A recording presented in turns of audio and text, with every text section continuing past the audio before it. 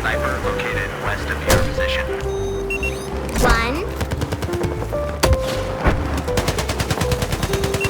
2, Hang on, let me help you. 3. See, that's it. Listen up. I spotted a hostile sniper.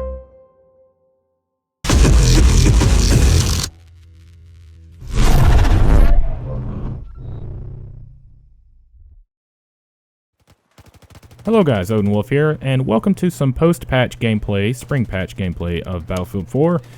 Obviously the spring patch went live yesterday, Tuesday, May the 26th, and this is what you're seeing here. So I was able to get in a few rounds once I got home from work, took care of some things around the house, so that is what we're going to be looking at in the background. I'm going to leave a link down in the description of a PDF which is supposed to be the spring patch notes.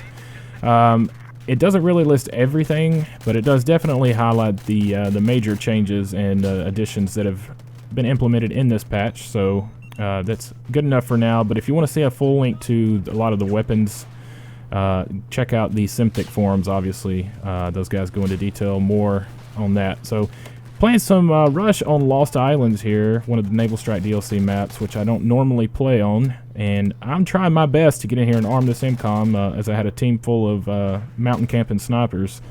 And I'm on a little tear here. I'm feeling pretty good. I knocked this gentleman, rush in to arm it, and there's my old friend, Mr. Claymore. I really wanted to scream louder than Kevin's mom in Home Alone after that one. But don't worry, I'll be right back to try to enact some revenge on these gentlemen up here. But anyway, I did want to go over some of the additions, changes, as much as I can. Obviously starting with the 5 new weapons that have been in the CTE for the past few months. The AN-94 assault rifle, which you saw a little bit of at the beginning, and I believe will be featured a little bit more here soon. And as well as the 2 Groza weapons, or Grotzes, the carbine and the PDW versions, as well as the L86A1 LMG, and the Mare's Leg sidearm, or side sniper, however you want to look at it. The AN-94 obviously is my personal favorite out of this little weapons DLC. I've really enjoyed it in Battlefield 3, although it's not to that level. Obviously they've kind of tweaked it to where people couldn't implement macros and kind of cheat and obtain the high rate of fire of the 1800 rounds per minute, just, you know, crazily fast. So but it still gets the job done, especially at the longer ranges, which is what it's intended for, at least in that 2-round burst. And as you can see there, though, I did switch back to full auto to take down those guys up close. That's one thing you want to keep in mind. It is extremely difficult to compete against the faster firing assault rifles in a 2-round burst mode up close like that. It's almost impossible. So I would highly recommend to switch back and forth depending on what range your engagements are. So we've got the new weapons, like I mentioned. We also have Gunmaster game mode back in Battlefield 4 now, as it was in Battlefield 3. Some slight changes, obviously.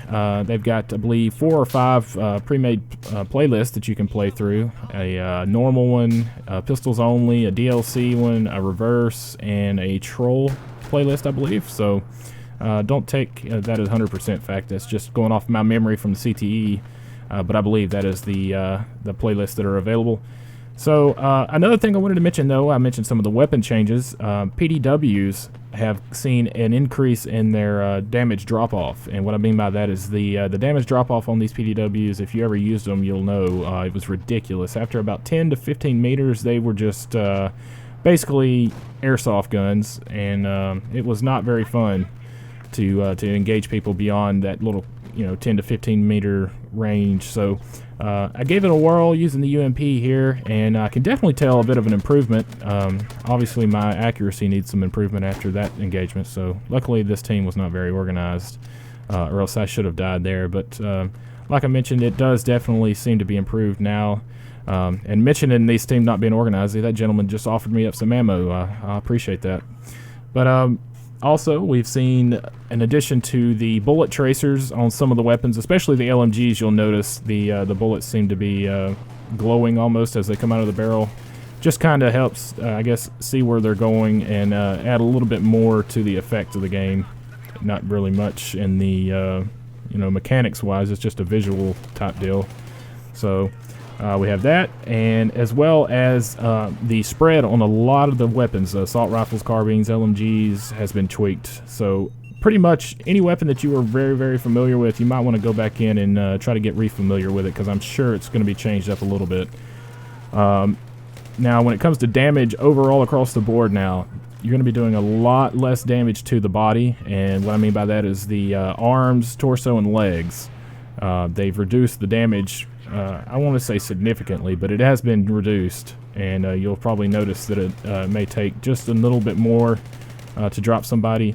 But now what they have done to counter that is they've increased the headshot multiplier up to 2.13. So what that's going to mean essentially is in a close quarter engagement, you're going to drop somebody in 2 shots to the head. So especially with a gun like an AN-94, if you can get that 2-shot burst directly lined up with somebody's head, you're going to basically one-shot them up close.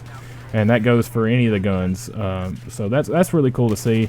And it's going to force me into trying to adjust my engagements. I'm very, very bad about aiming low for targets. I want to try to aim center mass just to make sure that I'm accurate enough to hit them. So I'm going to have to work on that. But this last little bit of gameplay I want to leave you with here is some shotgun gameplay. Now, I know I featured some of the CTE shotgun gameplay a little while back, and that was on the 120 hertz server. But this is on the standard 30 hertz production version. But you can just see some of the changes that were made to the shotguns. I believe, now I'm not 100% sure, but I believe the shotguns have increased their pellets per shot. And they just seem to be a lot tighter and a lot more accurate, if that makes any sense. Using the Hawk 12, obviously my favorite shotgun with a full choke. Still really, really, really key when it comes to using these shotguns is ADS. So just keep that in mind. But a multitude of changes, like I mentioned. The suppression now has been tweaked significantly. You'll really only notice that at long range engagements, more specifically with the LMGs, obviously. So that's good. You're not going to have to worry about some random chance when it comes to close range engagements. So that's really good to see. Some other just quick notes: the TV missiles have been increased. Their speed has been increased, their range has been reduced, and the damage model has been tweaked a little bit. And you also can't just quickly rapid switch, one TV missile right after the other. Now there's a little bit of a cool off, as well as a cool off on the UCAV. Now you can't spawn and spam those right at the start of a rush round anymore, unfortunately. But they have a 60-second cooldown now, so just keep that in mind, as well as a 45-second cooldown on the mortar. So just a lot of changes in general. Like I mentioned, I'll leave a link down in the description to the patch notes to get familiar with that. But this last little clip here is going to break your heart. I'll go through all this work trying to clear it out, and you'll just see what happens here at the end. But anyway, appreciate it, guys, as always. I hope you guys enjoyed it. Let me know down in the comments what you think of the spring patch. Hope you have a good one, and I'll catch you next time. Thanks.